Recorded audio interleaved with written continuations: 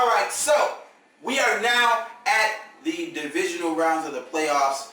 We have the Baltimore Ravens versus the New England Patriots. We have the Colts versus the Denver Broncos. We have the Panthers versus the Seahawks. We have the Cowboys versus the Green Bay Packers. And this right here, my friends, is my prediction video. This is how I think things will go. Let's start from the worst matchups and we'll work our way up to the better matchups that's going to happen this coming weekend. The best matchup of this coming weekend happens to be, well, the worst matchup of this weekend happens to be between the Carolina Panthers and the Seattle Seahawks. Why do I say that? Well, one, Cam Newton doesn't have very many receivers. He's basically got Calvin Benjamin and he's got Greg Olsen. That's pretty much what he has. And we know for a fact that Calvin Benjamin is probably going to draw Richard Sherman. That means he's going to have to find other receivers. For the Carolina Panthers, in order for them to beat the Seattle Seahawks, they have to do a couple things, and I need to see them right out of the gate. One, you have to come out and establish the run, but that's easier said than done because the Seattle Seahawks are a nice run-stopping team. Off of running the football, you have to be able to get timely third down possessions. You have to be able to get first downs on timely third down possessions. I'm tripping all over the place. But yes, those are the things that I must see with the Carolina Panthers. On the offensive side of the ball, simple. You have to be able to stop one beast mode, Marshawn Lynch, stop him, keep him under 100 yards, and then contain Russell Wilson. On the other side of the ball, I forgot to say, the Seattle Seahawks must be able to contain Cam Newton. But Cam Newton has been banged up. He's not as accurate as Russell Wilson. That's why Russell Wilson is a bigger factor in this game. But who do I have winning? I am going to go with the Seattle Seahawks to win this game. I'm taking Seattle to win this game. Let's say 21-10. Seattle wins this game and heads to the next round of the playoffs. The next worst matchup that I can see happening is the Denver Broncos versus the Indianapolis Colts. And the reason why I see this as being a bad matchup is because the Colts do two things very poorly. They don't pass rush well and they don't run the ball. One of the things that you need to be able to beat a Peyton Manning is being able to keep him on the sideline as long as possible. That means being able to run the ball and pound this team. Another thing you need to be able to do to beat Peyton Manning is you need to be able to hit him in the fucking mouth. You need to be able to come up and hit that bitch right in the mouth. And the Indianapolis Colts, without their defensive end, who's been out for the entire season, they just don't have enough pass rush. Now, last week they played a very good game, but it was against Andy Dalton. It's fucking Andy Dalton. What the fuck do you expect? This week they're playing a stand around, playing a concrete shoes, but you have to be able to get pressure on Peyton Manning or he will eat you alive. This is an offense in Denver that has been missing some beats though. So don't think that I'm taking them that far, but I do see them getting past the Colts. I have the Colts predicted as my next year's Super Bowl team. So I'm not down on Andrew Luck. I still like Andrew Luck as a quarterback. I just don't think his defense is ready to get him to the next level. I wish I could say something different, but I don't see them getting past the Denver Broncos in this game, and that's why they're my second worst matchup of this week. Third matchup. The third matchup that I see as being the third worst matchup goes to the Dallas Cowboys and the Green Bay Packers. And this one, to me, is going to be an absolute shootout. I think this is going to be a shootout. I think both teams will be able to move the ball up and down on each other's defenses. And we might see a situation where the team that turns the ball over last will be the team that wins. I'm serious. I can see both of these offenses going up and down. I can see DeMarco Murray getting big runs. I can see the running back for the Green Bay Packers getting big runs. I can see Jordy Nelson getting big pass plays. I can see Des Bryant getting big pass plays.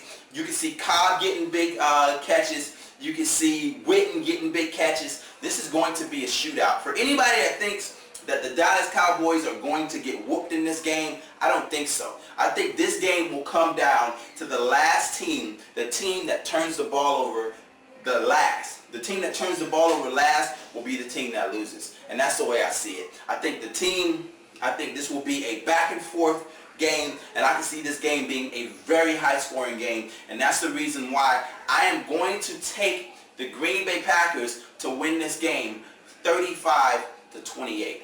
High scoring game. And our final matchup of the evening, Baltimore Ravens versus the New England Patriots. Let me get 2 hand claps and a Ric Flair. Woo! That's right, the Baltimore Ravens versus the New England Patriots. Now, this game will be very simple. First of all, I think the New England Patriot running game will get shut down. I think the New England Patriots will not be able to run with Nada and Mosley and Suggs and Dumerville and those guys in that box. That front 7 of the Baltimore Ravens will be able to stop the run game of the New England Patriots. The biggest problem, and there's 2 of them for the Baltimore Ravens as they go into this game. It's 2 big problems. First big problem is Rob Gronkowski. You have to be able to put somebody on Rob Gronkowski to keep him from just blowing up the game. And I honestly don't want to see them attempt to double team Rob Gronkowski. I would rather them have that one-on-one matchup with someone who's able to take him completely out of the game. The second problem that I want to see is I want to see no yak. Not a single yard of yak. When I say yak, I'm talking about yards after the catch. The Patriots are one of those teams that will dink and dunk, and they will work it underneath to Edelman, to the other receiver, and Edelman will turn a 5-yard catch into a 30-yard catch.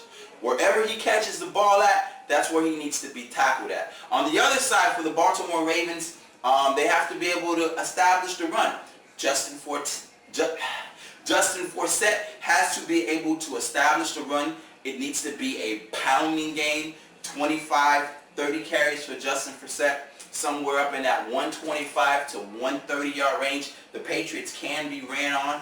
The secondary can get exposed. We saw Jordy Nelson break away from Darrelle Revis. Steve Smith can do the same thing.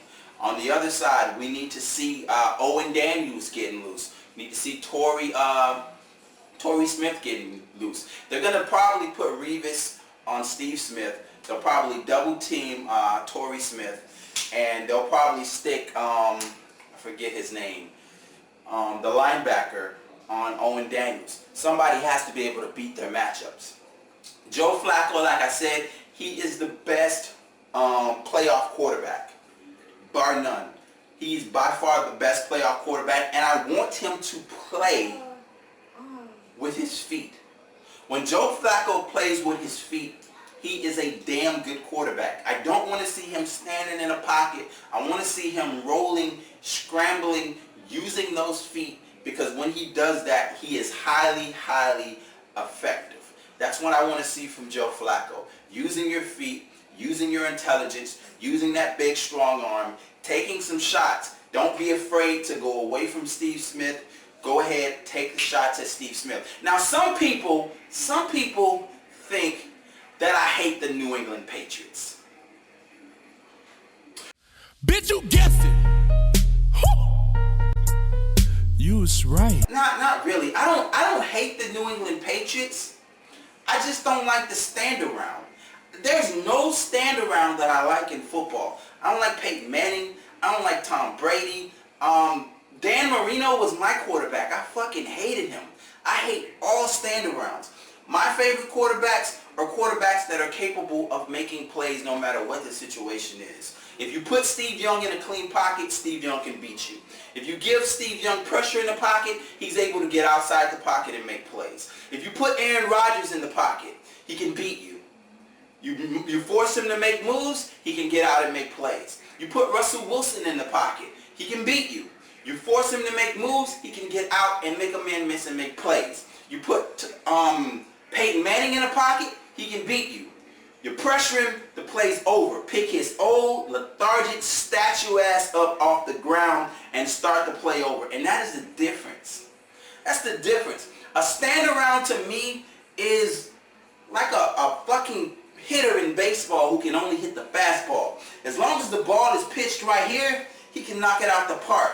But you start throwing out motherfucking curves and start getting pressure and forcing him out of the pocket, he's dirt fucking slow and he can't make plays. And that's the reason why Aaron Rodgers is my favorite quarterback, is because no matter what the situation is, what you throw at him, he's capable of making a play. He doesn't need a clean pocket. If you put... Anyway, I don't want to make this video long as fuck because I got other shit to do. Anyway, those are my divisional round picks. Of course, I am taking the Ravens. Oh yeah, before I end this video, as you can see, I am rocking the Ray Lewis jersey. And I'm rocking the Miami Dolphin hat. I'm not a Raven fan. I don't want anybody to get that shit twisted. I'm not a Raven fan, but I am a fan of defense. If you watch a lot of my videos, I'm really a defensive fan. But I'm a Miami fan to the death of me. I'm 305 Dade County to the death of me. I will never like other teams. I'm Dolphins, Heat, Marlins, Panthers, and if I was watching slave ball, it would either be the Hurricanes or the Florida State Seminoles. But I don't watch slave ball, so that's a different story. But yeah, I'm 305 to the death of me. That's why you see me in my fucking Heat pajama pants and my fucking Miami Dolphin hat. I don't want anybody to get confused. No way, ain't no bandwagons over here, son. Anyway, those are my picks for this weekend. Go ahead, let's chat it up. Talk your shit. Let's see how many fanboys come over with it butt hurt. That fan-itis, ass hurt-itis. And no, I don't shoot a lot of videos like this because I am lazy as fuck when it comes to editing and I'm not good at it. Anyway, those are my predictions for the divisional rounds. Let me get 2 hand claps and a Ric Flair.